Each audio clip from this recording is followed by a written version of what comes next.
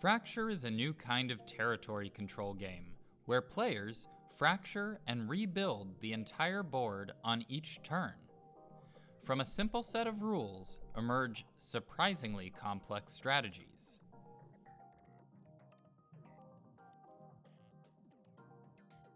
Fracture can be played with 3 to 6 players, as long as you have at least 4 blinks per player.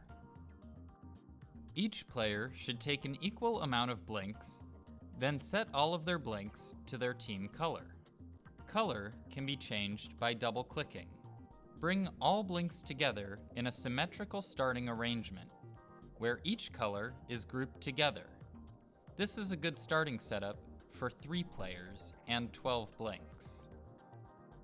For 2 players, you will need 12 blinks.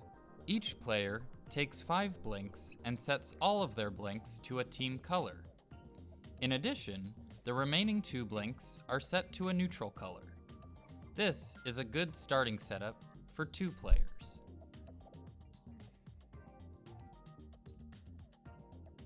The object of this game is to make your blinks happy. In order for a blink to be happy, it must be touching at least 2 other blinks and not touching a blink of its own color. This blink is happy because it meets those conditions. If it only had 1 neighbor, or if any of its neighbors were its own color, it would be unhappy. Fracture is a turn-based game. On their turn, a player makes a fracture by splitting and separating the board into 2 smaller clusters. The clusters can be of any size. They do not have to be equal. You can choose to only break off a single blink, a small group of blinks, or even half the board. You fracture and move any blinks, not just the ones of your own color. Fractures must be able to be slid into and out of place while remaining flat on the table.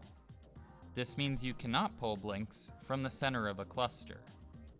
Fractures also cannot split the board into more than 2 clusters, like this. Once a legal fracture has been made, the player reconnects the 2 clusters in any way they choose.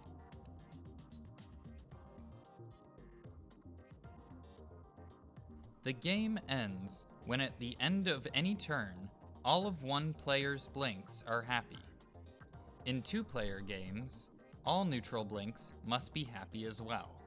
It is possible, however, for a turn to end with more than 1 player fulfilling this requirement. If that occurs, it is the player who moved most recently that is the winner.